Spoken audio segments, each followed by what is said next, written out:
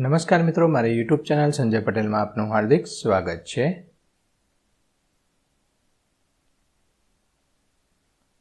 બાળ મિત્રો, આજે આપણે ધોરણ 6 વિષય છે ગુજરાતી પલાસ, તેનો પાઠ 11. પાઠનું નામ છે દૂર શું નજીક શું. તેની સ્વ અધ્યયન પોથી જે આ વર્ષે નવી આવેલી છે તેનું સંપૂર્ણ સોલ્યુશન આજે આપણે આ વિડીયોની અંદર જોવાના છીએ. પરંતુ તે પહેલાં જે મિત્રો અમારી ચેનલમાં નવા છે, જેમણે હજુ સુધી અમારી ચેનલને સબસ્ક્રાઈબ નથી કરી, તે અમારી ચેનલ જરૂર સબસ્ક્રાઈબ કરે, વિડીયો લાઇક કરે, શેર કરે અને બેલ નોટિફિકેશન આઇકોન ઓન કરે, જેથી અમારા દરેક નવા વિડીયોની નોટિફિકેશન તમારા મોબાઈલની સ્ક્રીન પર મળી શકે. મિત્રો, આ દરેક વિડીયોનું PDF સ્વરૂપે સોલ્યુશન મેળવવા માટે તમારા મોબાઈલના પ્લે સ્ટોરમાં વિશ્વગુરુ સ્ટાન્ડર્ડ 1 થી 12 ગુજરાતી સર્ચ કરી એપ્લિકેશન ઇન્સ્ટોલ કરી શકશો. તદ્દન ફ્રી એપ્લિકેશન છે, કોઈપણ પ્રકારનો ચાર્જ તમારી પાસેથી લેવામાં આવતો નથી. જે મિત્રો અગાઉથી એપ્લિકેશન વાપરે છે તે એપ્લિકેશનનું વર્ઝન અપડેટ કરી દેવા વિનંતી છે. શરૂઆતની સ્ક્રીન આવી જોવા મળશે. તેમાં સ્વ અધ્યયન પોથી પર ક્લિક કરી ધોરણ પસંદ કરી વિષય પર ક્લિક કરતા વિડીયોના ઓપ્શન પરથી તમે વિડીયો જોઈ શકશો અને PDFના ઓપ્શન પરથી તમે PDF સ્વરૂપે સોલ્યુશન મેળવી શકશો. ખૂબ જ સારી એપ છે, એકવાર જરૂર ડાઉનલોડ કરીને જોજો. ચાલો સોલ્યુશન શરૂ કરીએ છીએ. તેમાંનો પહેલો પ્રશ્ન છે, કાવ્યમાંથી પ્રાસવાળા શબ્દ શોધીને લખો અને વધુ એક શબ્દ તેમાં ઉમેરવાનો છે. ઉદાહરણ આપણે આપેલું છે કિનારા, મિનારા અને આ સિકારા ન ઉમેરેલો છે.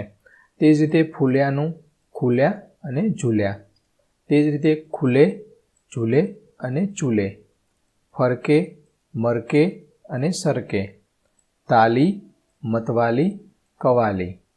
રમંતી, ભમંતી, કરંતી. આ રીતે પ્રાસવાળા શબ્દો શોધીને લખવાના છે અને એક વધારાનો શબ્દ તમારી રીતે ઉમેરવાનો છે. મિત્રો, આ એક અમારી વ્યક્તિગત ચેનલ છે અને આ જે જવાબ આપવામાં આવી રહ્યા છે તે અમારા વિચારોને આધીન સોલ્યુશન આપવામાં આવી રહ્યું છે. તમને ના સમજાય તો જ મારા વિડીયોનો સહારો લેવાનો છે. પ્રશ્ન 2, તમે ઉમેરેલા શબ્દનો અર્થ જાણો અને લખો. ઉદાહરણ આપેલું છે સિકારા, તો નદી કે સરોવરમાં ફરવા માટે વપરાતી એક પ્રકારની હોડી.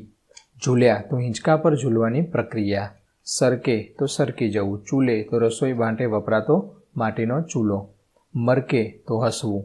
અને કરંતી, તો ગમે તે ક્રિયા કરવી તે.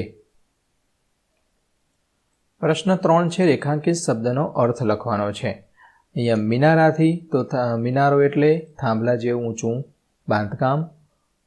ત્રિભેટે, તો જ્યાં 3 રસ્તા મળતા હોય તે સ્થળ. ત્રિકાળ, તો ભૂતકાળ, વર્તમાન અને ભવિષ્યકાળ. 3 કાળ આવી જશે. સઢ એટલે વાહનને ચલાવવા માટે બંધાતું કપડું. ત્રિપુટી એટલે 3 વસ્તુ, વ્યક્તિ અથવા ઘટકોનો સમૂહ. ઝંઝા એટલે પવન કે પવન સાથે પડતા વરસાદનો સુસવાટ. પ્રશ્ન 4 છે, કૌંસમાં આપેલા શબ્દોનો યોગ્ય ઉપયોગ કરી અર્થપૂર્ણ વાક્ય બનાવવાનું છે. નોંધ અહીંયા આપેલી છે, વાક્ય રચના માટે એક કરતાં વધુ શબ્દનો ઉપયોગ કરી શકશો. અહીંયા જે કૌંસની અંદર જે વાક્યો આપેલા છે તેમાં એક કરતાં વધારે શબ્દોનો ઉપયોગ કરીને વાક્ય બનાવી શકશો. ઉદાહરણ તરીકે અહીંયા હોડી લીધું છે. હોડીએ ભૂમિનો કિનારો છોડી દીધો છે. તે જ રીતે આપણે બીજા વાક્યો બનાવીએ. જો અહીંયા આની અંદર હોડીએ લીધું છે, ભૂમિ પણ લીધું, કિનારો લીધો, 3 શબ્દો લીધેલા છે. ત્યારબાદ વાક્ય બનાવ્યું છે. તો પહેલું એ રીતે વાક્ય બનાવીએ, આભના પાલવમાં તારલાઓ ઝગમગે છે. નદીની રેતમાં અમે શંખ અને છીપલા વીણ્યા. ખૂબ વાતા વાયરામાં વહાણનું સઢ લહેરાય છે. ચોથું છે, બીજનો ચંદ્ર થોડો જ્યારે પૂનમનો ચંદ્ર આખો દેખાય છે. હોડી ઝંઝારૂપી વીંઝણા દ્વારા રમે છે. પ્રશ્ન 5 છે, વાક્યોના ક્રમને કાવ્ય મુજબ તે ક્રમમાં ગોઠવવાના છે. તો આ વાક્ય છે 3 નંબરનું આવશે, આ 4 નંબરનું છે, આ પહેલા નંબરનું છે, અહીંયા 5 નંબર અને અહીંયા 2 નંબર. ઉદાહરણ મુજબ રેખાંકિત શબ્દ જવાબ તરીકે મળે તે રીતે પ્રશ્નો બનાવવાના છે. ઉદાહરણમાં આપેલું છે, રશ્મિએ પલકને રવિવારે ગુલાબી રંગની પેન આપી. તો પલકે ગુલાબી રંગની પેન કોને આપી? રશ્મિએ ગુલાબી રંગની પેન કોને આપી? રશ્મિએ પલકને શું આપ્યું? તો આ રીતે પ્રશ્નો બનાવવાના છે. તો ગીરા આરવને વહેલી સવારે બગીચામાં ફરવા લઈ ગઈ. તો કોણ આરવને વહેલી સવારે ફરવા લઈ ગઈ? ગીરા કોને વહેલી સવારે ફરવા લઈ ગઈ? ગીરા આરવને ક્યારે બગીચામાં ફરવા લઈ ગઈ? તો વહેલી સવારે લઈ ગઈ હતી. ગીરા આરવને વહેલી સવારે ક્યાં લઈ ગઈ? તો બગીચામાં ફરવા લઈ ગઈ. કોણે વહેલી સવારે બગીચામાં ફરવા ગયું? તો ગીરા. બીજું છે કવિતાએ સવિતાને કલાપીની કવિતા સંભળાવી. તો કોણે સવિતાને કલાપીની કવિતા સંભળાવી? કવિતાએ કોને કલાપીની કવિતા સંભળાવી? કવિતાએ સવિતાને કોની કવિતા સંભળાવી? કવિતાએ સવિતાને કલાપીની કઈ રચના સંભળાવી? કોણે કોને કવિતા સંભળાવી? તો આ રીતે તમે પ્રશ્નો બનાવી શકશો.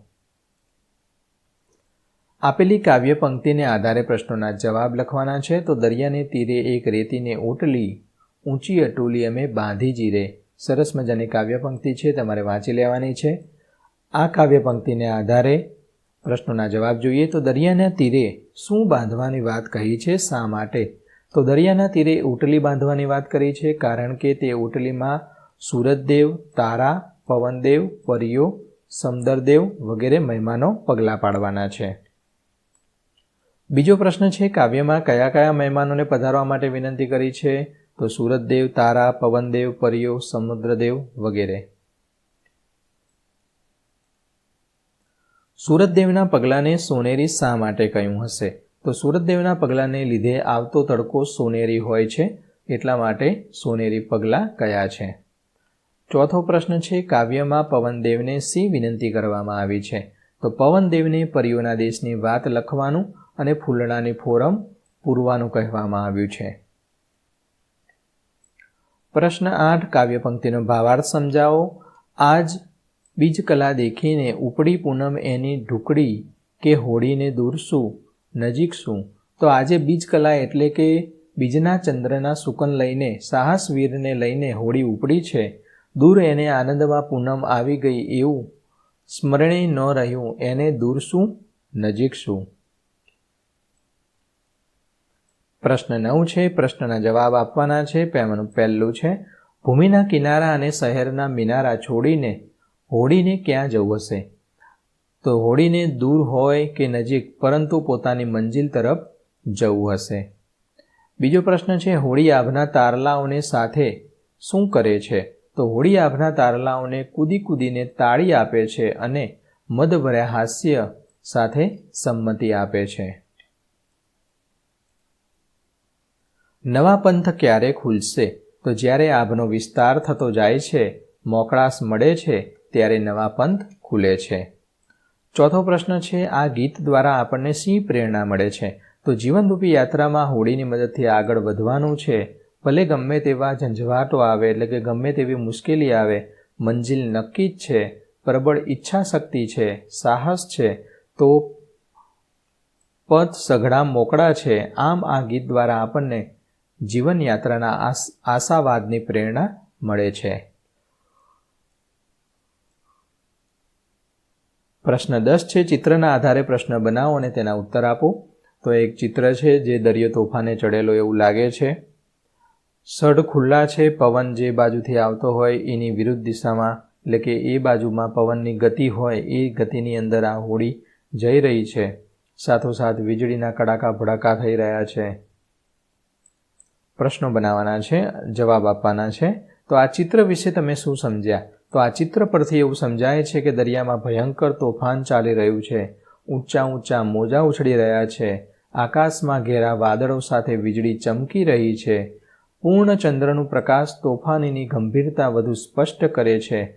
તોફાન વચ્ચે એક જહાજ આગળ વધવાનો પ્રયાસ કરી રહ્યું છે. બીજો પ્રશ્ન આપણે જાતે બનાવવાનો છે. તો દરિયામાં શું ચાલી રહ્યું છે? તો મિત્રો અહીંયા મેં મારી રીતે પ્રશ્ન બનાવેલા છે, તમે તમારી રીતે પણ અલગ પ્રશ્નો બનાવી શકો છો. તો દરિયામાં ઊંચા મોજા ઉઠી રહ્યા છે અને તોફાની મોજાના વહાણ ફસાયેલું હોય તેવું જોવા મળે છે. ત્રીજો પ્રશ્ન આકાશમાં શું દેખાઈ રહ્યું છે? તો ઘેરા વાદળો, વીજળી, પૂર્ણચંદ્ર દેખાઈ રહ્યો છે. ચિત્રમાં કયું વાહન દેખાય છે? સઢવાળું વહાણ. પાંચમો પ્રશ્ન છે જહાજ પર સવાર લોકોની સ્થિતિ કેવી લાગે છે?